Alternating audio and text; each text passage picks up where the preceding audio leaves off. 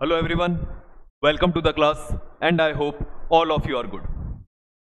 तो हमने जो कल की क्लास देखी थी, जो कल का लेक्चर देखा था, उसमें हमने प्लेट टेक्टोनिक थ्योरी के बारे में पढ़ा था और देखा था कि किस तरह से थ्योरी जो है वो सारी चीज़ों के आंसर देती है कि कैसे वॉल्केनोस फॉर्म हुए, कैसे माउंटेन्स फॉर्म हुए, कैसे और भी जो अर्थ के ऊपर हमारे लैंड फॉर्म्स है, ठीक है, वो किस तरह से बने।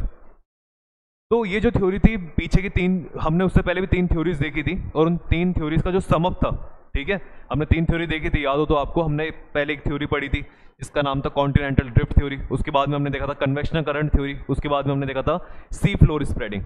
इन 3 थ्योरीज का जो समअप था, जो एक साथ था, वो हमने फिर देखा प्लेट टेक्टोनिक थ्योरी का, जो कि हमारे सारे आंसर्स देती है। लेकिन मैंने आपको कल बताया था, आज जो है हम क्या करेंगे, उसके आगे का पार्ट स्टार्ट करेंगे कि प्लेट टेक्टोनिक थ्योरी से जो चीज़ें फॉर्म हुई, लैंड फॉर्म्स फॉर्म हुए, उनके बारे में पढ़ेंगे। वॉल्केनोस के बारे में, माउंटेन्स के बारे में पढ़ेंगे अब आगे।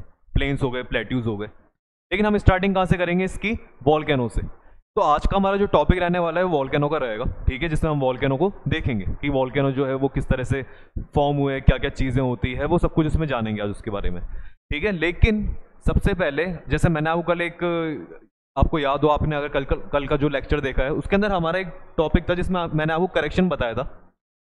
उसमें 3rd नंबर का पॉइंट था जिसके अंदर हमने कॉन्टिनेंटल कन्वर्जेंस पढ़ रहे थे, ठीक है।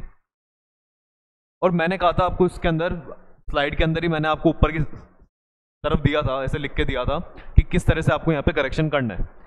क्योंकि कॉन्टिनेंटल जब कन्वर्जेंस होता है तो उस कन्वर्जेंस में क्या होता है, जो प्लेट होती है, जो वहाँ पे प्लेट होती है, वो सामने वाली प्लेट के, जो दूसरी कॉन्टिनेंटल प्लेट है, उसके जाके टकराने के बाद वो किधर की तरफ चल जाती है? नीचे की तरफ। ये तो हमें पता है, ठीक है। जो हैवी वाली होगी वो किधर की तरफ चल जाएगी? नीचे की तरफ चल जाएगी, है ना। एक कॉन्टिनेंटल दूसरी कॉन्टिनेंटल से टकरा रही है और वो किधर की तरफ जा रही है? नीचे। कौन सी वाली जा रही है? जो क्या है, हैवी है।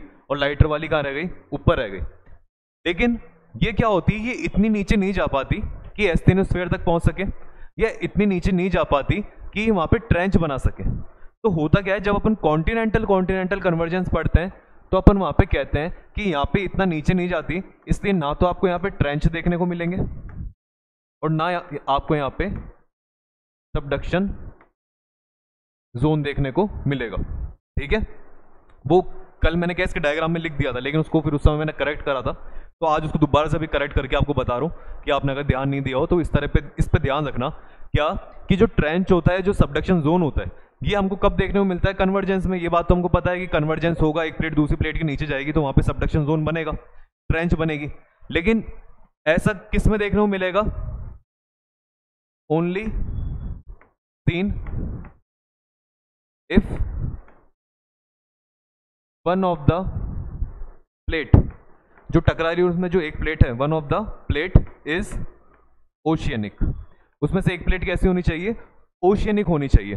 क्योंकि ओशियनिक जो होती है, ओशियन वाली जो प्लेट होती है, वो इतनी हैवी इनफ होती है कि वो नीचे की तरफ जाके क्या बना सके? सबडक्शन जोन बना सके। तो आप ये चीज इसमें लिख लेना, only seen in one of the plate, only seen if one of the plate is oceanic, because, क्योंकि oceanic plate is heavy enough to go deep down in earth and form trenches or subduction zone. और ये चीज मैंने आपको इसलिए बता दी क्योंकि exam में क्वेश्चन पूछ सकता है इससे कि ट्रेंचेस जो होती है, सबडक्शन जोन होते हैं, कौन सी प्लेट के कन्वर्जेंस पे देखने को मिलते हैं। तो अगर मान लो उसके ऑप्शन में दिख रहा है कहीं पे कॉन्टिनेंटल वाला, तो आप उस पर क्रॉस कर देना कि नहीं, इस पर तो नहीं देखने को नहीं मिलेगा हमें, ठीक है। या वो आपसे पूछे कि ट्रेंच जो है वो कब फॉर्म नहीं होते, और उसमें आपको ऑप्शन दे रखा है, सब में कन्वर्जेंस डाल रखा है, लेकिन उसमें एक दे दिया उसने कॉन्टिनेंटल कन्वर्जेंस, तो आपको उस पर टिक करना है कि हाँ, इस पे देखने को हमको नहीं मिलेगा, इस पे ना तो हमको ट्रेंच देखने को मिलती है, ना सबडक्शन जोन देखने को मिलता है। कल डायग्राम में मैंने लिख दिया था, लेकिन उसको उस समय करेक्ट करा ऊपर की तरफ, आपने देखा होगा स्लाइड में, और अभी उसको करेक्ट करा। तो आप चीज़ का थोड़ा सा ध्यान रखना, ठीक है। तो ये चीज़ थी जो कल के लेक्चर में थोड़ा सा पार्ट आपको बताना था। बाकी हमने चीज़ें पढ़ ली थी सारी। आज जो है नया टॉपिक स्टार्ट करते हैं। आज हम वॉल्केनो के बारे में पढ़ेंगे, और जब वॉल्केनो के बारे में पढ़ते हैं तो उससे हम कहते हैं वॉल्केनोलॉजी। क्या कहते हैं उससे? वॉल्केनोलॉजी। ठीक है, वॉल्केनोलॉजी का मतलब स्टडी ऑफ द वॉल्केनो। जब आप वॉल्केनो के बारे में पढ़ते हैं, वॉल्केनोलॉजी को ठीक है स्टार्ट करते हैं। वॉल्केनो के बारे में पढ़ना है तो सबसे पहले किसकी डेफिनेशन देख लो, वॉल्केनो की। सर ये वॉल्केनो होता क्या है? तुम भी जानते हो, मैं भी जानता हूँ होता क्या है, लेकिन फिर भी अगर इसको वर्ड्स में हम जानना चाहें इनके लिए क्या वर्ड्स यूज में लें, तो हम क्या कहते हैं? इरप्शन ऑफ लावा और एशिस। लावा या फिर एशिस का इरप्शन मतलब बाहर निकलना। कहाँ से बाहर निकलना? From went. ठीक है, वेंट में से। वेंट मैंने कल पढ़ाया था आपको। वेंट क्या बताया था कि जब ऐसे कोन वाला माउंटेन बनता है वॉल्केनो का जिसमें से लावा बाहर निकलता है, उसको अपन क्या कहते हैं? वेंट। और जब ऐसे प्लेट्स दूर होती है एक दूसरे से, ये प्लेट इधर जा रही है, ये प्लेट इधर जा रही है, तो यहाँ पे जो बीच में लावा निकलता है धीरे धीरे धीरे, ठीक है, आराम से, उस वाले को अपन कौन सा कहते हैं? फीचर। या तो वेंट इरप्टेड होता है, फीचर इरप्टेड। वेंट वाले को अपन और एक और नाम से पुकारते हैं, क्या? सेंट्रली इरप्टेड, क्योंकि ये सेंटर से इरप्ट होता है। बिल्कुल एक कोन होता है उसके सेंटर से इरप्ट हो रहा है, इसको फीचर इरप्शन कहते हैं। फीचर मतलब जो पूरे पार्ट में से निकलता है पर धीरे धीरे निकलता चला जाता है लावा। तो हम कह रहे हैं इरप्शन ऑफ लावा और एशिस फ्रॉम वेंट। वेंट को आप ब्रैकेट में क्या लिख लेना? Centrally erupted. और वेंट के अलावा और कहीं में से निकल सकता है? फीचर में से। फ्रॉम कहां से निकलते हैं दोनों ही? अर्थ की क्रस्ट से, या फिर क्रस्ट की जगह और अच्छा आप वर्ड लिखना चाहो तो आप लिखो यहाँ पे सरफेस। कहाँ से निकलते हुए देखने को मिलते हैं? अर्थ की सरफेस से। तो ये जो है, ये क्या पढ़ा हमने वॉल्केनो के बारे में? वॉल्केनो क्या है? एक इरप्शन होता है लावा का। या तो लावा निकलेगा, जो मेल्टेड वहाँ पे पार्ट है, जो मैग्मा है, वो मैग्मा जमीन से बाहर आता है और बाहर आके फिर बहने लगता है, उसको हम लावा कहते हैं। या कभी कभार क्या होता है, वो लावा बाहर नहीं निकलता, लावा के अलावा जो वहाँ पे गैसेस वगैरह होती हैं वो गैसेस बाहर निकलती हैं, या कोई ऐश वगैरह बाहर में निकल जाएगी, राख जो होती है थोड़ी बहुत वो चीज़ होगी वो बाहर निकल जाएगी, तो उसमें फिर लावा फ्लो नहीं करता। तो आपको या तो लावा दिखे ऐश दिखे, लेकिन अगर दोनों ही चीज़ें होती है, या तो लावा निकले ऐश निकले, लेकिन हम कहते हैं कि वॉल्केनो जो है वो फटा है, ठीक है, तो उसको इरप्शन तो माना जाता है, चाहे से लावा निकले या फिर ऐश निकले। अब वो निकलेगा कहाँ से? या तो वेंट से निकलेगा या किससे निकलेगा? फीचर से। वेंट से निकला, फीचर से निकला, और दोनों ही चीज़ें कहाँ पे बनी होती है? अर्थ की सरफेस पे। तो अर्थ की सरफेस से लावा इस तरह से बाहर आए, इसको हम क्या कहते हैं? वॉल्केनो कहते हैं। तो वॉल्केनो हमें समझ में आ गई, ठीक है, कि वॉल्केनो आप इस चीज़ को कहते हो, लेकिन वॉल्केनो हमें देखने को कहाँ पे मिलती है? किस जगह पे देखने को मिलेगी हमें? तो हमने कल भी पढ़ा था,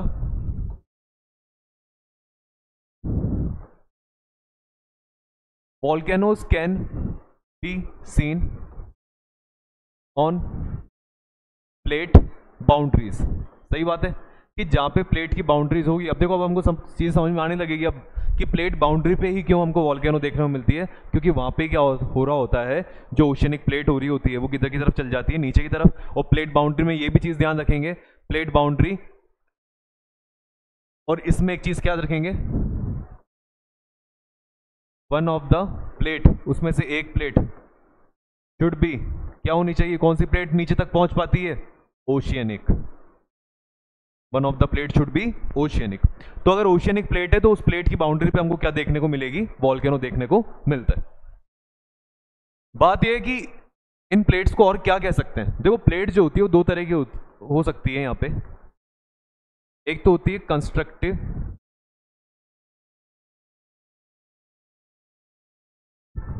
प्लेट, एक होती है डिस्ट्रक्टिव प्लेट।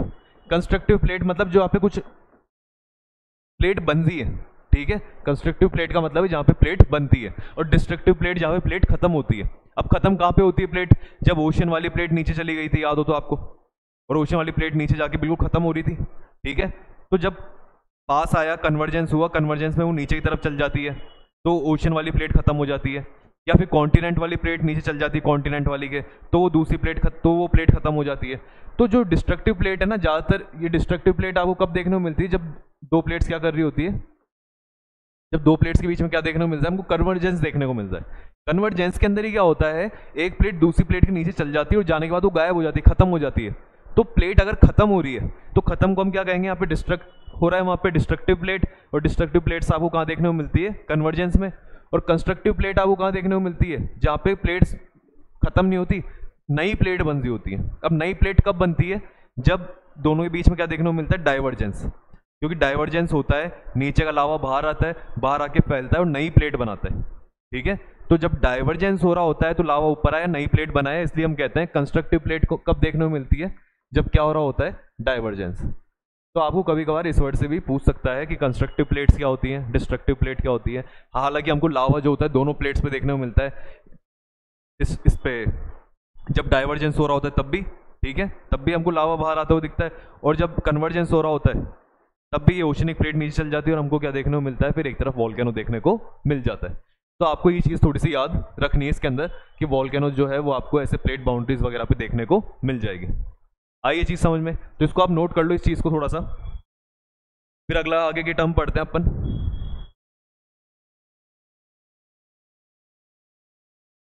देखो, अब वॉल्केनो के बारे में तो हो गया, तो अब हमको इसके टर्म्स के बारे में पढ़ना चाहिए।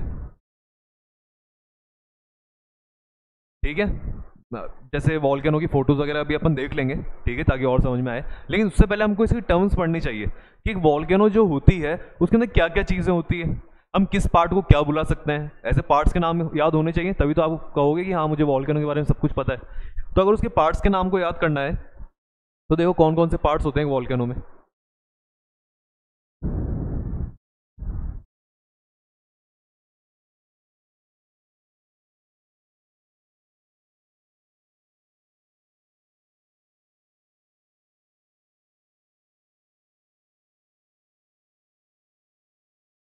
दिख रहा है आपको ये? ठीक है, सेकंड एक और लेते हैं इसके अंदर स्लाइड।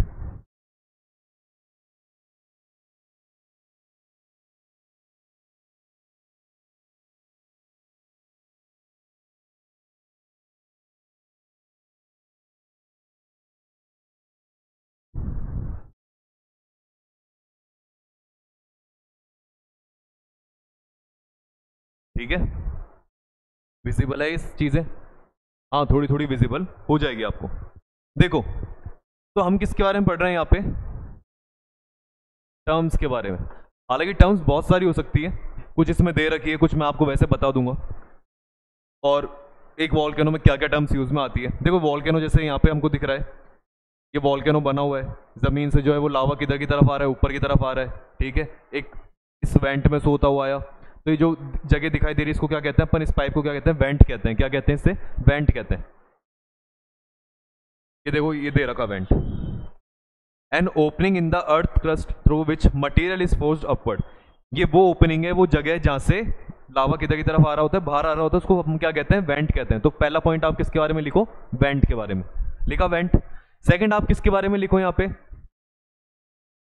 आप लिख दीजिए यहाँ पे लावा डोम के बारे में। लावा डोम क्या होता है? जो लावा फैलता है तो उसकी वजह से जो ये शेप बनती है लावा की, इस तरह लावा जब नीचे फैल रहा होता है तो उसको अपन क्या कहते हैं? लावा डोम कहते हैं। ये सेकंड चीज लिखो। तीसरी चीज देखो इसके अंदर, इसमें से अपन लिखते हैं एक्टिव वॉल्केनो, छोड़ो ये अपन पढ़ेंगे बाद में। ऐश एंड डस्ट क्या होती है? ऐश एंड डस्ट जो होती है वो जब लावा, इसमें से लावा फटता है, ये वॉल्केनो फटता है तो लावा आता है, लावा के साथ में हो सकता है कि लावा से निकलने से पहले थोड़ी सी ऐश निकले, डस्ट निकले। ठीक है, क्योंकि वॉल्केनो क्या होता है? वॉल्केनो चुपचाप है, अभी उस पर कुछ भी नहीं है। 15 20 30 40 50 60 साल 100 साल हो गए उसको, वो चुपचाप है। तो जब तक उसको 100 साल होते हैं ना, तो होता है कि उसके ऊपर मिट्टी वगैरह जम जाती है, बहुत सारी चीज़ें उसके ऊपर बन जाएगी, आपको उस पर इवन पेड़ पौधे देखने को मिल जाए या कोई पानी जमा हुआ है, तो ये सारी चीज़ें जब उस पर जम जाती है तो होता क्या है, जब वो 100 साल बाद फटेगा तो ये सारी चीज़ें उड़ेंगी हवा में, तो यही ऐश बन जाएंगी, कोई डस्ट बन जाएगी। तो इसलिए हम कहते हैं कि जब भी ये वॉल्केनो फटता है तो उसमें सबसे पहले हमको क्या देखने को मिलती है? ऐश और डस्ट वगैरह देखने को मिलती है, ऐसे धुआं से उड़ती है ऊपर की तरफ। तो वो ऐश और डस्ट जो होते हैं उससे अपन क्या कहते हैं? उससे अपन कहते हैं सिंडर। सिंडर का मतलब हो गया, अगर छोटे पार्टिकल्स हैं, अगर बिल्कुल छोटे पार्टिकल्स हैं, स्मॉल पार्टिकल्स ऑफ डस्ट या फिर आप क्या कहते हो? रॉक, तो उसको अपन क्या कहते हैं? सिंडर कहते हैं। एक होते हैं टेफ्रा। टेफ्रा क्या होते हैं? लार्ज पार्टिकल्स, बड़े पार्टिकल्स होते हैं किसके? Of rock. रॉक के बड़े पार्टिकल जो होते हैं उसको अपन क्या कहते हैं? फिर टेफ्रा कहते हैं। तो ये दो वर्ड आप अलग से लिखें, सिंडर और टेफ्रा। जो इसमें नहीं दे रखा तो आप सिंडर और टेफ्रा अलग से लिखो। फिर इसके बाद में क्या कह रहा है, क्रेटर। ठीक है, क्रेटर लिखते हैं। क्रेटर क्या होती है, क्रेटर जो होती है, जैसे वॉल्केनो जो होता है, वॉल्केनो जो होता है, अगर मैं वॉल्केनो को 3D डायग्राम बनाऊं वॉल्केनो का, तो ये ऐसे वॉल्केनो ऊपर से ही होगा और इसके चारों तरफ इस तरह से होगा ये वॉल्केनो।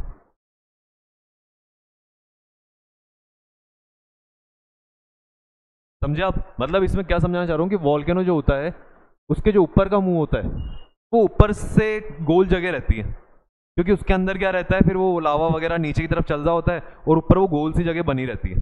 ठीक है, वो जो गोल जगह होती है उसे अपन क्या कहते हैं, क्रैटर कहते हैं। क्या कहते हैं उसे, क्रैटर कहेंगे। तो क्रैटर अपन ने लिख लिया यहाँ पे, ये रहा। क्रैटर का मतलब क्या हो गया, जो ऊपर का जो जगह होती है वॉल्केनो के ऊपर ही, ऊपर टॉप मोस्ट पे, ए रफली circular opening at the summit of volcano. Volcano के ऊपर समिट पे एक सर्कुलर ओपनिंग होती है, उससे अपन क्या कहते हैं, क्रेटर कहते हैं। लेकिन अगर ये बड़ा होता है, क्रेटर साइज में क्या होता है, बड़ा होता है, तो उससे अपन फिर काल्डेरा कहते हैं। क्या कहते हैं उससे, काल्डेरा। अगर क्रेटर छोटा है, अगर वो ओपनिंग छोटी है, स्मॉल है, तो क्रेटर, और बड़ी है, बिग है, तो फिर काल्डेरा। ठीक है, तो ये क्रेटर हो गया, काल्डेरा हो गया। अब होता क्या है, ये जो क्रेटर होता है, ये काल्डेरा होते हैं, इसमें ये ऊपर ओपनिंग होती है, मैंने बताया मिट्टी वगैरह जम जाती है बहुत टाइम तक जब वॉल्केनो फटती नहीं है। अब उस मिट्टी के ऊपर बारिश वगैरह होगी तो वहाँ पानी बढ़ जाएगा, तो यहाँ पे पानी बढ़ जाता है, और पानी बनने की वजह से यहाँ पे क्या देखने को मिलती है आपको, ये जो क्रेटर होती है, यहाँ पे आपको क्या देखने को मिल जाएगी, लेक। और ऐसी लेक को अपन कौन सी लेक कहते हैं, क्रेटर लेक। कौन सी लेक कहेंगे, क्रेटर लेक। क्रेटर लेक मिलती कहाँ पे है, इंडिया में कोई एग्जाम्पल बता दो, एग्जाम में पूछ ले तो, एग्जाम में पूछे तो उसको लिख देना लूनार लेक।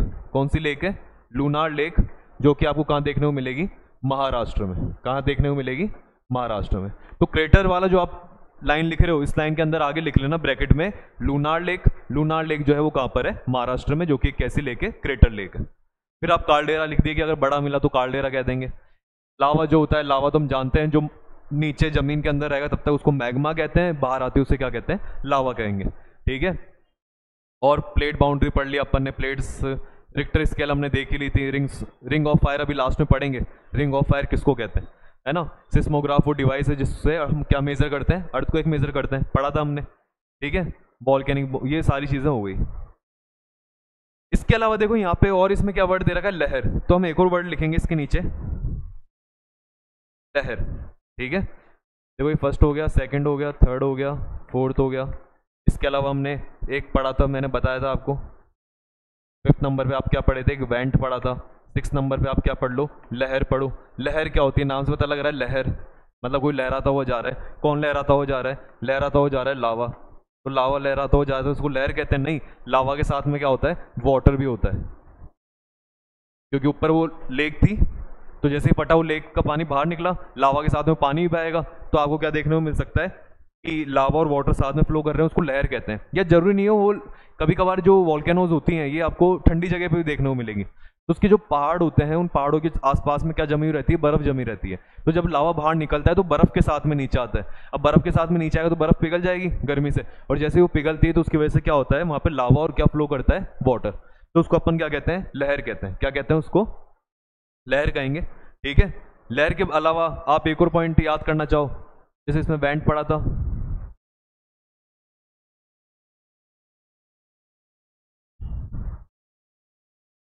ठीक है, लहर हो गया। लहर के अलावा आप एक याद कर सकते हो, वेंट देख लिया, डायग्राम में कुछ दिख रहा है क्या, यही वर्ड्स होते हैं, इसके अलावा ज़्यादा कुछ है नहीं। हाँ, ये इरप्शन क्लाउड, इरप्शन क्लाउड को अब समझ में आ रहा है हमको, नाम से ही इसको याद क्या करना। जब क्लाउड ऊपर उड़ा तो उससे इरप्शन क्लाउड बन गया। ये क्लाउड्स होते हैं, अगर इनमें से बारिश हुई तो यहाँ पे कौन सी रेन बन जाती है, एसिड रेन देखने को मिलती है। ठीक है, इधर की तरफ जो ये नीचे की तरफ ऐश गिरेगी, इसको ऐश को, अब देखो यहाँ पे कह भी रहा है, क्या नाम दिया इसने, टेफ्रा। टेफ्रा मैंने बताया भी था, टेफ्रा किसको कहते हैं, टेफ्रा कहते हैं लार्ज पार्टिकल्स ऑफ रॉक। तो रॉक के जो बड़े पार्टिकल्स हैं वो पत्थर वगैरह ऐसे नीचे की तरफ गिरते हैं आसपास के एरिया में। ठीक है, आसपास के एरिया में गिरते हैं तो यहाँ पे लोगों की लग भी जाती है, चीज़ें वगैरह होती हैं इस तरह की। और लैंडस्लाइड देखने को मिलेगी। हाँ, ये देखो एक वर्ड दे रखा है यहाँ पे, पायरोक्लास्टिक फ्लो। क्या दे रखा है, पायरोक्लास्टिक फ्लो। पायरोक्लास्टिक फ्लो क्या होता है, पायरोक्लास्टिक फ्लो इसी को कहते हैं, ये जो लहर ट्रेवल कर रही थी यहाँ पे, ये लहर बताया, तो लहर जो नीचे जा रही होती है तो उस फ्लो को अपन क्या कहते हैं? Pyroclastic flow. क्या कहेंगे उसे? Pyroclastic flow. तो पायरोक्लास्टिक फ्लो जो है, जैसे सिक्स्थ के बाद सेवंथ वर्ड यही बन गया कि पायरोक्लास्टिक फ्लो क्या होता है? वो फ्लो जो नीचे की तरफ जा रहा होता है। हालांकि आपको फिर यहाँ पे कह रहा है अर्थक्वेक देखने को मिलता है, लैंडस्लाइड हो रही है, हवा इधर चलेगी तो सब कुछ उड़ता हुआ इधर जाएगा। तो इस 7-8 टर्म्स जो है ये आपको याद रखनी है, किसके रिगार्डिंग? वॉल्केनो के रिगार्डिंग। तो ये वॉल्केनो की कुछ टर्म्स होती है जो आपको याद रखनी होती है। आया समझ में? तो वॉल्केनिक टर्म्स कोई अगर आपसे, क्योंकि एग्जाम में क्या होता है ये नहीं पूछेगा कि बताओ टेफ्रा की डेफिनेशन लिखो या ये जो पायरोक्लास्टिक फ्लो इसकी डेफिनेशन लिखो। वो आपसे पूछता है, दो नाम दे देगा, जैसे वो आपको कह देता है फॉर एग्जांपल सिंडर, टेफ्रा। आपको कहेगा सिंडर कॉमा टेफ्रा, और फिर पूछेगा these words are related to which of the following landforms, किस लैंडफॉर्म से ये रिलेटेड है। तो आपको उसमें टिक करना होता है। फिर आपके ऑप्शन में आएगा volcano, mountain, plains, plateaus, whatever कुछ भी आ जाए, लेकिन हमें तो क्या टिक करना है? वॉल्केनो पे। तो इनकी टर्म्स आपको इस तरह से याद रखनी है ताकि एग्जाम में क्या करता है, टर्म्स इस तरह से पूछता है, ठीक है। या वो आपसे पूछ लेगा जो वॉल्केनो होती है उसके ऊपर जो लेक मिलती है, उस लेक को अपन कौन सी लेक कहते हैं? तो आप उसके अंदर फिर अलग अलग नाम आएंगे, आप कहना उसको क्रेटर लेक, क्रेटर लेक कहते हैं। इस तरह के क्वेश्चन यहाँ पे बन जाते हैं। तो आप कहोगे ठीक है, अगर टर्म्स से रिलेटेड कुछ भी आएगा, अब हम कर लेंगे वॉल्केनो का, हमें टर्म्स भी पता लग गई। टर्म्स पता लग गई तो आप क्या कर सकते हो? आप इसमें पढ़ो भाई, टाइप ऑफ वॉल्केनो पढ़ेंगे अपन कि वॉल्केनो कितने तरह की होती है, लेकिन उससे पहले पढ़ो कि लावा कितने तरह का होता है। तो टाइप्स ऑफ लावा, जो लावा निकलेगा यहाँ से वो कितने तरह का हो सकता है, ठीक है। वैसे अगर आप पढ़ते हो ब्रॉडली तो ज्योग्राफी के अंदर उसको ज़्यादा पार्ट्स में डिवाइड करा गया है, लेकिन अपन कितने पार्ट पढ़ेंगे? सिर्फ 2, क्योंकि हमारे ये 2 ही काम आएंगे। हम कहते हैं लावा जो होता है वो कितने तरह का हो सकता है? या तो एसिड हो सकता है या बेस हो सकता है, ठीक है। लावा कितने तरह का हो सकता है? एसिड हो सकता है या फिर बेस हो सकता है। अब एसिड लावा कौन सा होता है? एसिड लावा वो होता है जिसके अंदर सिलिका जो होता है, ठीक है, सिलिका 65% और मोर। सिलिका या तो 65% होता है या 65% से क्या होता है? ज़्यादा होता है। तो अगर आप कहते हो टाइप्स ऑफ लावा, मैंने बताया कितने तरह के? 2 तरह के, या तो एसिडिक होगा या बेसिक होगा। एसिडिक आया तो इधर, बेस आया इधर। एसिड में क्या होता है? सिलिका जो होता है 65% या उससे ज़्यादा देखने को मिलता है। सिलिका आप जानते हो, बताया था मैंने, सिलिकॉन ऑक्साइड जो था SiO2 पढ़ा है अपन ने, कोई दिक्कत की बात नहीं है। इसमें क्या होता है? इसके अंदर जो सिलिका होता है, सिलिका वो 65% से क्या होता है? कम होता है। तो आप इसमें लिखते हो लेस देन 65%। अब क्या होता है अगर ये 65% ज़्यादा इसमें सिलिका है तो इसमें क्या होगा? जो मेटेलिक मिनरल्स मिलेंगे, मतलब सिलिका के अलावा जो मिनरल्स मिलेंगे वो कम मिलेंगे, क्योंकि ज़्यादा अमाउंट तो किसका है? सिलिका का है। तो आप इसमें लिखते हो मेटेलिक मिनरल्स आर लेस, ठीक है। लेकिन इसमें क्या लिखते हो आप? ये कहते हो इसके अंदर मेटेलिक मिनरल्स क्या होते हैं? ज़्यादा होते हैं। Metallic minerals are more. अब मेटल है, मेटेलिक मिनरल्स है, मेटेलिक मिनरल्स आपको ज़्यादा मिलेंगे। ज़्यादा मिलने की वजह से क्या होगा? हैवी होते हैं मेटल्स, मेटल्स हैवी होते हैं। तो अगर बेसिक लावा से, या इसको बेस की जगह अपन पूरा सही से लिख देते हैं, बेसिक ही कर देता हूँ मैं इसको, बेसिक लावा। और ये वाला कौन सा है? Acidic lava. अगर बेसिक लावा से कोई, अगर आप प्लेट बनेगी, कोई स्ट्रक्चर बनेगा, प्लेट का स्ट्रक्चर बनेगा, तो आप क्या कहोगे कि वो जो प्लेट का स्ट्रक्चर वो कैसा होने वाला है? हैवी। कैसा होगा? कैसी फॉर्म? Heavy plates. ऐसे लिख दो आप इसको, हैवी प्लेट्स आर फॉर्म्ड। इससे जो प्लेट्स बनेंगी वो कैसी बनेंगी? हैवी बनेगी। पर इससे जो प्लेट्स बनेंगी वो कैसी रहेंगी? लाइट्स। प्लेट्स का मतलब समझ जाना, रॉक्स वगैरह जो भी चीज़ें, लाइट प्लेट्स आर फॉर्म्ड। अब क्या होता है अगर ये, जैसे इसमें क्या होता है? मेटेलिक मिनरल्स कम है और सिलिका क्या है? ज़्यादा। सिलिका जो होता है ना, गाढ़ा होता है। कैसा होता है? गाढ़ा। गाढ़ा होने की वजह से क्या कहूँगा मैं? इसका जो गाढ़ापन है वो ज़्यादा रहेगा। अब गाढ़ेपन को अपन इंग्लिश में क्या कहते हैं? विस्कोसिटी, या इंग्लिश में क्या, साइंस में की लैंग्वेज में क्या कहते हैं? विस्कोसिटी। तो इसकी विस्कोसिटी क्या रहती है? हाई रहती है, मतलब गाढ़ा ज़्यादा रहेगा, जिसकी वजह से मैं कहूँगा इसकी जो फ्लूइडिटी होती है, फ्लूइडिटी क्या होती है? फ्लूइडिटी इज लेस, मतलब ये ज़्यादा दूर तक फैलेगा नहीं, ये वहीं जम जाता है। तो अब है ना, ये वहीं जम जाएगा, ऐसे फैल के नहीं जाएगा, क्योंकि इसकी फ्लूइडिटी क्या होती है, कम होती है। लेकिन अगर वहीं इसकी बात करूं मैं, तो इसकी विस्कोसिटी क्या होती है, इसकी विस्कोसिटी क्या मिलेगी, कम मिलेगी, विस्कोसिटी कम है। इसमें गाढ़ापन ज़्यादा नहीं है, क्योंकि इसमें क्या है, सिलिका कम है, सिलिका कम है तो गाढ़ा भी नहीं रहेगा, गाढ़ा नहीं रहेगा तो हम कहेंगे इसकी फ्लूइडिटी क्या मिलेगी, ज़्यादा। अरे ये सिलिका होता है ना, ये गाढ़ा कर देता है इसको, और सिलिका अगर नहीं है, कम है, तो आपको फ्लूइडिटी क्या देखने को मिलेगी, फ्लूइडिटी इज मोर, तो ज़्यादा फैलेगा। तो बेसिक लावा फैलता ज़्यादा है, एसिडिक लावा इस तरह जमता है, ठीक है। तो आप कहोगे, आप इससे एक चीज़ समझ रहे हो कि अच्छा ऐसा वाला ऐसा वाला को तो आप वेंट वाला कहते थे, ठीक है। तो वेंट वाला जो होता है हम कहते हैं went erupted, went erupted volcanoes और फॉर्म्ड। कैसी वॉल्केनो बनेगी यहाँ पे, वेंट इरप्टेड। लेकिन अगर इसकी बात करते हैं अपन, तो इसमें किस तरह की वॉल्केनो बनती है, फीजर इरप्टेड। कैसी वॉल्केनो बनेगी, फीजर इरप्टेड वॉल्केनोज और फॉर्म्ड। रीजन पता लग रहा है फीचर इरप्टेड क्यों है, क्योंकि इसमें लावा निकलता है पर धीरे धीरे फैलता जा रहा है, फैलता जा रहा है, फैलता जा रहा है। क्यों फैलता जा रहा है, फ्लूइडिटी ज़्यादा है, फैलता जा रहा है। लेकिन आप कहोगे एक ही इसकी, या चलो उसको समझते हैं, कहोगे क्या आप नहीं कर पाओगे, अभी समझा नहीं आपने। और इसके अंदर क्या होता है, वेंट इरप्टेड होता है, मतलब अचानक से वो वहीं वहाँ जमने लग जाता है, वहीं वहाँ जमेगा, तो वहाँ जमने की वजह से वो माउंटेन बनाता है, और ये क्या है, फैलता रहता है। तो ये कैसे लंबी सी प्लेट बनाता है, प्लेट बनाएगा तो हम उसको ओशनिक प्लेट, ओशन के अंदर बनाया तो उसको क्या कहा था अपन ने, ओशन का बेसिन कहा था। अगर ज़मीन के ऊपर बनेगा ऐसा कुछ तो अपन उसको प्लेट्यू कहेंगे, ठीक है। ज़मीन के ऊपर अगर इस तरह से कॉन्टिनेंटल प्लेट दूर हुई, दूर होने की वजह से नीचे से लावा ऊपर आया, लावा जमने लगेगा। लेकिन अगर लावा कैसा है, बेसिक है, तो बेसिक होने की वजह से क्या होगा, फिर वो ऐसे फैलता रहेगा, दूर तक फैलेगा और क्या बना देगा, प्लेट्यू। लेकिन पढ़ेंगे ये सारी चीज़ें जब प्लेट्यू में आएंगे। अभी तो हमने यही जाना, और हमने एक चीज़ क्या जानी, ये जो होता है इसका टेम्परेचर कितना होता है, 750 डिग्री सेल्सियस। अब अगर इसका टेम्परेचर और उसका टेम्परेचर कितना है, 1200 डिग्री सेल्सियस। इसकी वजह से क्या होता है, ये जो एसिडिक लावा होता है, एसिडिक लावा जो होगा,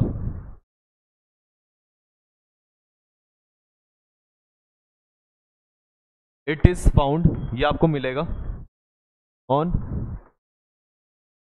अपर पार्ट ऑफ एस्थेनोस्फेयर। एस्थेनोस्फेयर में किधर की तरफ मिलेगा, ये आपको ऊपर की तरफ। और इसमें क्या लिखते हो, इट इज फाउंड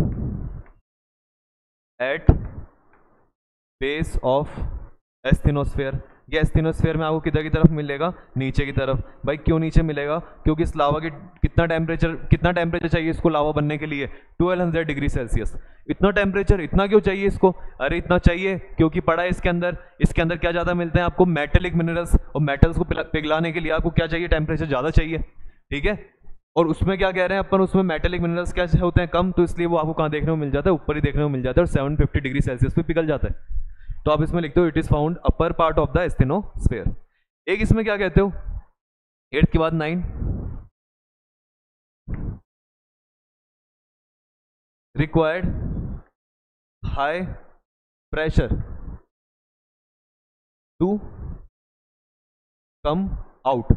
बाहर आने के लिए प्रेशर ज़्यादा चाहिए इसको। क्यों चाहिए, अरे क्योंकि इसकी विस्कोसिटी क्या है, हाई है, गाढ़ापन क्या है इसमें ज़्यादा। अब किसी गाढ़ी चीज़ को अगर आप बाहर निकालोगे तो प्रेशर ज़्यादा देना पड़ेगा, तो इसको क्या होता है, प्रेशर ज़्यादा चाहिए अगर इसको आपको बाहर निकालना है। लेकिन अगर आपको इसको प्रेशर निकालना है जिसकी फ्लूइडिटी बहुत आराम से, फ्लूइडिटी इज मोर, आराम से बहेगा ये, तो आप क्या कहते हो, required less pressure to come out. बाहर आने के लिए कैसा प्रेशर चाहिए इसको, लेस प्रेशर चाहिए। तो ये हमने क्या करा, देखो अच्छे खासे 9 पॉइंट्स पढ़ लिए। किसके पढ़े, 9 पॉइंट्स एसिडिक और बेसिक लावा को डिफरेंस करके। ये आपको लगेगा कि मैंने ये 9 पॉइंट्स क्यों लिखा है, इतनी इस पर रिसर्च क्यों करी जा रही है, क्योंकि अभी क्या है, आगे जब आप वॉल्केनो के बारे में पढ़ोगे तो ये एसिडिक लावा और बेसिक लावा की वजह से क्या होती है, अलग अलग तरह की लैंडफॉर्म्स हमको देखने को मिलते हैं। तो मैं उसमें जब डायरेक्ट कह था कि बेसिक लावा फैलता जाता है, फिर आपके दिमाग में आता है फैलता क्यों है, इसमें ऐसा क्या है, ठीक है। तो अब लेकिन अब आपको सबको समझ में आ जाएगा कि क्यों ये जो है बेसिक लावा ये बिल्कुल नीचे मिलता है। बेसिक लावा क्योंकि इसको क्या टेम्परेचर चाहिए, ज़्यादा चाहिए। एसिडिक लावा थोड़ा ऊपर मिलता है एस्थेनोस्फेयर में। क्यों ये गाढ़ा है, क्यों ये उसकी फ्लूइडिटी ज़्यादा है, क्यों ये ज़्यादा तरल है, आसानी से फ्लो कर रहा है, क्यों उसको फ्लो होने में दिक्कत आ रही है, अगर उसको फ्लो होने में दिक्कत आ रही है तो उसका प्रेशर भी क्या चाहिए, उसको निकालने के लिए फिर ज़्यादा चाहिए। बहुत सारी चीज़ें कनेक्ट कर पाओगे, लिंक कर पाओगे और समझ पाओगे। ठीक है, तो ये हमने दोनों चीज़ें यहाँ पे पढ़ ली इनके बारे में। और अगर आपसे पूछ ले कि किस तरह के यहाँ पे लैंडफॉर्म्स फॉर्म होंगे, तो बेसिक लावा क्या, ये अपन चलो इसको तो जब यहाँ पे इसको इस तरह समझो, लैंडफॉर्म्स तो अपन इनके बाद में लिख लेंगे जब लैंडफॉर्म्स के बारे में पढ़ेंगे कि किस जगह पे किस तरह का लावा देखने को मिलता है। तो सर अगर टाइप्स ऑफ लावा आ गया तो अब आप थोड़ा वॉल्केनो के बारे में बता दो, इसको भी तो कंप्लीट कराओ। ठीक है भाई, करो, लिखो टाइप्स ऑफ वॉल्केनोज। वॉल्केनोज जो होती है वो कितने तरह की होती है? वॉल्केनोज जो होती है वो 3 तरह की होती है। ठीक है, 3 तरह की वॉल्केनो, सिंपल सा टॉपिक है, कोई ज़्यादा इसमें दिमाग नहीं लगाना। 3 तरह की वॉल्केनो लिखूंगा। एक लिखूंगा इसके अंदर कौन सी वॉल्केनो, एक्टिव वॉल्केनो।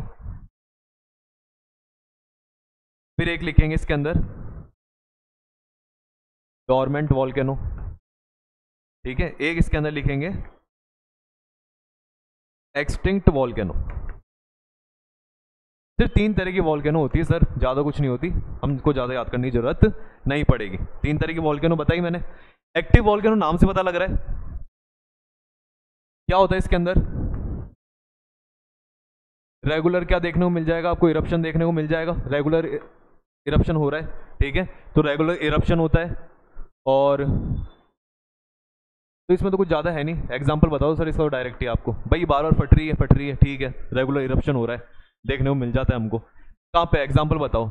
आप इंडिया में अगर बात करोगे सर तो मिलेगी आपको बैरन आइलैंड पे। जो बैरन आइलैंड पे वॉल्केनो है वो क्या है, उसमें रेगुलर इरप्शन देखने को मिलता है। इंडिया की एकमात्र एक्टिव वॉल्केनो, इंडिया की एकमात्र एक्टिव वॉल्केनो। मतलब अगर आपको इंडिया में वॉल्केनो देखनी फटती हुई तो आपको कहाँ जाना पड़ेगा, बैरन आइलैंड पे। कहाँ पर है बैरन आइलैंड? यह है अंडमान एंड निकोबार पे। कहाँ पे देखने को मिलेंगे आपको, अंडमान और निकोबार पे। जो बैरन आइलैंड है वहाँ पे आपको एक्टिव वॉल्केनो देखने को मिलेगी। आप कहते हो कि मैं तो इंडिया से बाहर जाना चाहता हूँ, इंडिया में नहीं देखना चाहता, तो आप चल जाओ हवाई में। कहाँ चल जाओ? हवाई के अंदर। हवाई में आपको क्या मिलेंगी,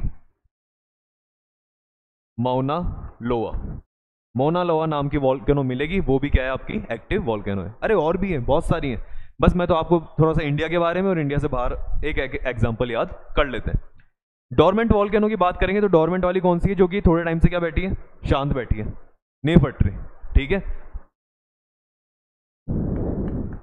not erupted in 100 of years. 100 सालों में नहीं फटी, उससे ज्यादा हो गए, 200 साल हो गए, 300 साल हो गए, नहीं फटी। ठीक है, लेकिन क्या है पोटेंशियल, पोटेंशियल है इसमें, है potential to erupt in future. Future में इसमें पोटेंशियल है कि कभी ना कभी क्या हो जाएगी, ये फट जाएगी। क्या नाम दिया, डोरमेंट वॉल्केनो। अभी नहीं फट रही, 100 200 300 साल हो गए, नहीं फटी, लेकिन फ्यूचर में फट सकती है ये। ठीक है, एग्जाम्पल तो बताओ इसका। एग्जाम्पल इसका क्या देखोगे आप? अब आपको इंडिया में इस तरह की डोरमेंट तो नहीं देखने को मिलेगी, क्योंकि हमारे यहाँ तो बैरन वाली है या फिर एक्सटिंक्ट वाली है। तो ये आपको अगर बाहर का एग्जाम्पल देख लो इसमें डायरेक्ट, इसके अंदर आप देखो, चलो सबसे अच्छा example Mount Fuji. Mount Fuji का अच्छा एग्जाम्पल है। कहाँ पे देखने को मिलता है आपको, जापान। अरे जापान पे तो बहुत सारी वॉल्केनो होनी चाहिए सर, क्योंकि वो तो प्लेट की बाउंड्रीज पे बना हुआ है। सही बात है, बहुत सारी वॉल्केनोज मिलती है। उनमें सबसे फेमस वॉल्केनो कौन सी है वहाँ की, माउंट फ्यूजी। पर वो डोरमेंट है। डोरमेंट इसलिए क्योंकि लास्ट वो कब फटी थी, 1707 के अंदर, तो उसको, लेकिन उसके बाद भी फटी नहीं। अभी 301 साल 350 साल हो गई, नहीं फट रही वो। तो माउंट फ्यूजी जो है जापान के अंदर, वो इसका एक एग्जाम्पल होता है। फट सकती है इन फ्यूचर, ये हो जाएगा कि फट जाएगी ये वॉल्केनो, तो इसलिए इसको हमने किस में रखा, डोरमेंट में रखा। एक्सटिंक्ट वॉल्केनो हो गए, दिख रही नहीं है, कोई चांस नहीं है कि फटेगी फ्यूचर में ना। इसको हम जब से देखते आए हैं तब से नहीं हुआ इरप्शन, ना हमको लग रहा है फ्यूचर में इरप्शन होगा। क्यों?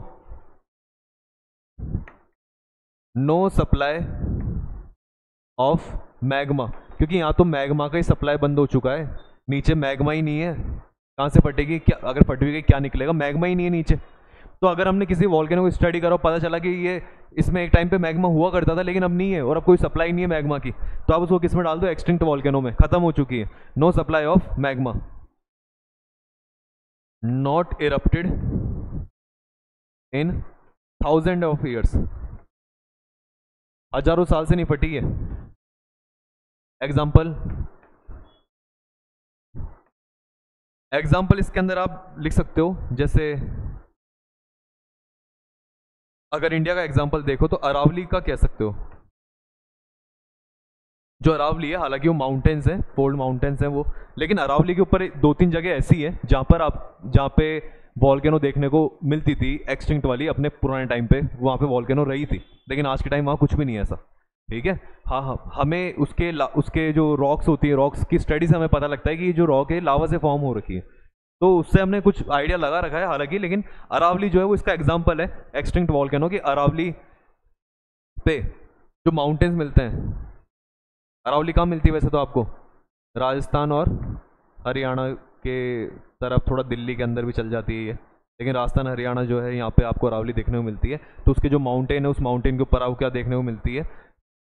एक्सटिंक्ट वॉल्केनो देखने को मिल जाएगी। या फिर इसके अलावा आप किसका एग्जाम्पल याद रख सकते हैं? माउंट थिल्सन।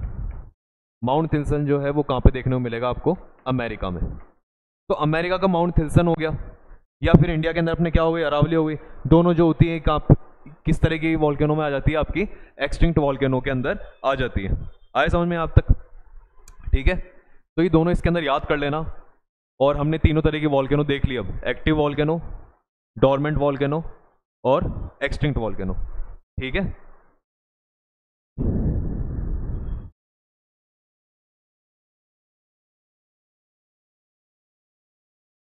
या इसके अंदर चलो एक्सटिंक्ट में एक और एग्जांपल देख सकते हैं अपन। क्योंकि अरावली तो क्या एक बड़ी रेंज हो गई, रेंज पे वो वॉल्केनो किस जगह पे मिलती है? वो वैसे कुछ तोशम करके नाम की जगह है, तोशम माउंटेन्स है, तो तोशम हिल्स पे देखने को मिलता है। एग्जाम में नहीं पूछेगा एक्सटिंक्ट वॉल्केनो है इंडिया में, नहीं पूछेगा वो, लेकिन आप इसको फिर भी याद रख सकते हैं। एक ये याद रख लो, एक आप याद कर सकते हो yellow stone mountain in USA. ये तो बहुत अच्छी चीज़ है। येलोस्टोन माउंटेन जो है यूएसए में, एक टाइम पे अर्थ के ऊपर सबसे बड़ी वॉल्केनो थी। अर्थ के ऊपर सबसे बड़ी वॉल्केनो, बहुत बड़ी वॉल्केनो थी ये येलोस्टोन माउंटेन। लेकिन 10,000 साल से ज़्यादा हो चुके हैं, इरप्शन नहीं हुआ है। नहीं इरप्शन हो रहा तो हमने किस में डाल दिया इसको? एक्सटिंक्ट में। नीचे चेक करा तो मैग्मा की कोई सप्लाई नहीं है, तो फ्यूचर में हमको टेंशन लेने की बात नहीं है। बाकी बहुत बड़ी वॉल्केनो है ये जो थी, येलोस्टोन एक टाइम पे बहुत बड़ी थी। तो हमने ये चीज़ें देख ली, टाइप्स ऑफ वॉल्केनो पढ़ लिया, लावा पढ़ लिया, लावा के टाइप कितने होते हैं। अब तो आप कहोगे कि सर अब बस लास्ट जो चीज़ बची है ना वो बची है लैंड फॉर्म्स, कि वॉल्केनो की वजह से क्या क्या चीज़ें बन सकती है। मतलब वॉल्केनो जो होती है उसकी शेप, जैसे कोई शेप ऐसी बनी, कोई इस तरह बन रही है, कोई क्या शेप है, तो जो शेप्स है ना वो बता दो। क्योंकि एग्जाम में अगर शेप्स के बारे में कोई क्वेश्चन आ जाएगा तो हमको पता रहेगा, या हम कहीं घूमने जा रहे हैं, हमने कोई वॉल्केनो का शेप देखा तो हम बता सकते हैं कि ये इस तरह की वॉल्केनो है। तो वॉल्केनो के अगर आपको शेप पढ़ने हैं तो मतलब आप क्या पढ़ने वाले हो? अगला टॉपिक लैंड फॉर्म्स। क्या पढ़ोगे आप? Land forms. और लैंड फॉर्म जब अपन पढ़ते हैं, है ना, तो लैंड फॉर्म्स देखो, वॉल्केनो की वजह से दो लैंड फॉर्म बन सकते हैं। ठीक है, जरूरी नहीं होता हमेशा अंदर की तरफ, वो बाहर की तरफ ही लैंड फॉर्म दिखे, लैंड फॉर्म जमीन के अंदर भी होते हैं। तो आप कहते हो लैंड फॉर्म जो होता है, मैं इसको कितने पार्ट में डिवाइड करना चाहूंगा? दो पार्ट में। एक तो होगा इंट्रूसिव और एक क्या होगा? एक्सट्रूसिव। दो तरह के लैंड फॉर्म हो गए, एक तो जमीन के अंदर, एक जमीन के बाहर। जमीन के बाहर हमको क्या देखने को मिलता है? जमीन के बाहर हमको देखने को मिलती है जो कोन्स वगैरह होते हैं, वो देखने को मिलते हैं, वॉल्केनिक कोन। ठीक है, इंट्रूसिव कहाँ होता है? जमीन के अंदर होता है। कुछ पूछ रहा था? इंट्रूसिव जो होता है वो जमीन के अंदर होता है। अब इंट्रूसिव की अगर बात करें तो इंट्रूसिव जो होता है उसके अंदर अपन एग्जाम्पल देख लेते हैं इंट्रूसिव के। 1 मिनट। इंट्रूसिव की बात करें तो इंट्रूसिव में देखो क्या होता है इसके अंदर, जैसे बैथोलिथ, लोकोलिथ, ठीक है, और ऐसे अपन अभी देखने वाले हैं एग्जांपल्स। ठीक है, और एक्सट्रूसिव जो है, एक्सट्रूसिव जो बनेंगे वो अपन कल देख लेंगे, मतलब अगले लेक्चर में देखेंगे, क्योंकि एक्सट्रूसिव वाला जो पार्ट है बहुत बड़ा है। इसमें हमको प्लेट्यूज देखने को मिलते हैं, सिंडर कोन देखने को मिलते हैं, बहुत सारी चीज़ें इसके अंदर, शील्ड कोन वगैरह होते हैं इसमें, तो बहुत स्ट्रेटो कौन देखने को मिलेंगे। तो एक्सक्लूसिव तो बहुत सारा पार्ट है, इसमें क्या है अलग से हमको कितना टाइम लगेगा, लगभग 1 घंटा इसको समझने के चाहिए एक्सक्लूसिव वालों को। तो आज क्या करते हैं, इंट्रूसिव को समझ के इसको जो लेक्चर है इसको खत्म करते हैं। इंट्रूसिव की अगर बात हुई है, इंट्रूसिव में ज़्यादा कुछ हार्ड नहीं है, ज़्यादा कुछ समझने जैसा नहीं है। इंट्रूसिव को देखो डायग्राम देखते हैं अपन, डायग्राम से समझ में आ जाएगा।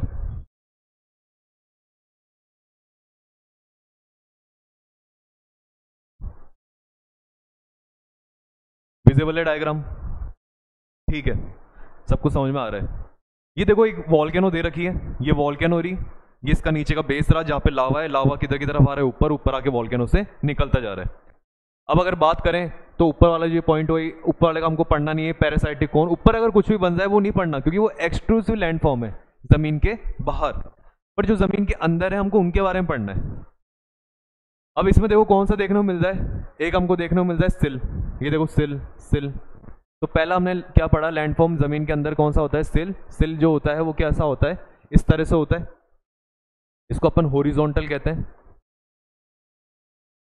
ये एक तरह का हॉरिजॉन्टल वेंट है या पाइप है जिसमें क्या भरा हुआ है, लावा, फिल्ड विथ लावा, ठीक है। ऐसे अगर डाइक की बात करें तो ये रहा डाइक,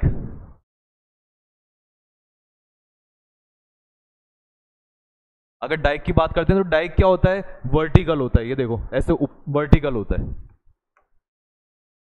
सेम चीज लिख देना, vertical vent pipe filled with lava. इसके बाद में अगला देखते हैं, तो देखो सिल हो गया, डाइक हो गया, एक आप इसके अंदर क्या देख सकते हो, लैकोलिथ, देखो ये देखो अभी लैकोलिथ, ठीक है। लैकोलिथ जो होते हैं वो किस शेप के होते हैं, अगर इस तरह की शेप में कहीं पे लावा भरा हुआ है, देखो ऐसे ऊपर यूं शेप के अंदर, ठीक है, ऐसी डोम शेप बन रही है, लावा यूं भरा हुआ है डोम शेप के अंदर, इसको मैं डोम कह सकता हूँ। अरे डोम क्या होता है, मंदिर के ऊपर का या मस्जिद के ऊपर का, आपने देखा होगा इस तरह से तो गोल गुबंद होता है, तो जो गुबंद होता है उसको अपन क्या कहते हैं, डोम शेप कहते हैं। तो डोम शेप जो होती है, इस डोम शेप को अपन क्या कहेंगे, यहाँ पे अगर डोम शेप बन रही है लावा की वजह से जमीन के अंदर, तो उसको क्या कहेंगे, लैकोलिथ कहेंगे। लेकिन अगर वो उल्टी बन रही है, वो ऐसे ना बन के अगर इस तरह की बन रही है, तो उसे अपन लोपोलिथ कहते हैं। क्या कहते हैं उसको फिर, लोपोलिथ। लोपोलिथ इसमें कहीं लिखा हुआ है, इसमें इन्होंने दिया ही नहीं, कोई बात नहीं, नहीं दिया तो हमने तो पढ़ लिया। या तो लोकोलिथ होता है या फिर लोपोलिथ होता है ना। लोपोलिथ में ये पोल, पूल, पूल जैसा, पोल, पूल, पूल जैसा, पूल के अंदर क्या भरी हुई है, लावा भरा हुआ है।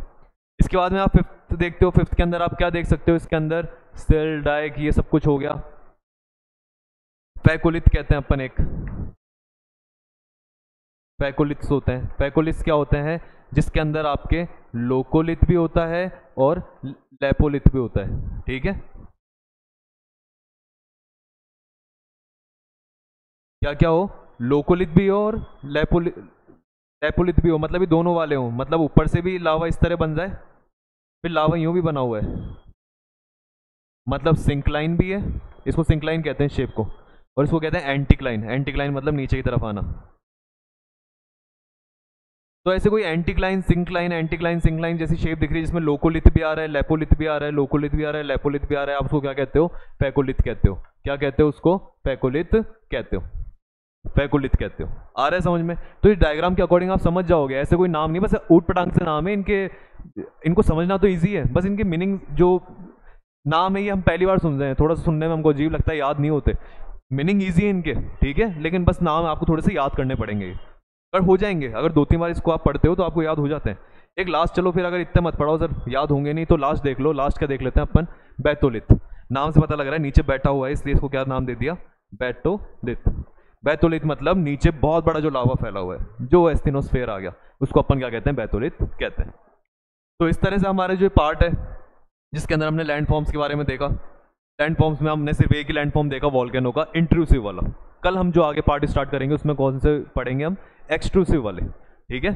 और एक्सट्रूसिव वाले को देखेंगे, थोड़ा वॉल्केनो के बारे में और देखेंगे, फॉल्ट लाइंस भी देख लेंगे, कल चेक कर लेंगे कि फॉल्ट लाइंस जो है वहाँ पे किस तरह के वॉल्केनो है, क्या क्या है, मतलब वॉल्केनो वाला जो पार्ट है उसको हम कल कंप्लीट करेंगे। वो लेक्चर चाहे तो थोड़ा बड़ा हो जाए, लेकिन हम उसको कल कंप्लीट कर लेंगे। ओके, और बाकी ये थोड़ी चीज़ें आप पढ़ लेना, याद कर लेना। फिर मिलते हैं अगली क्लास में, तब तक के लिए गुड बाय।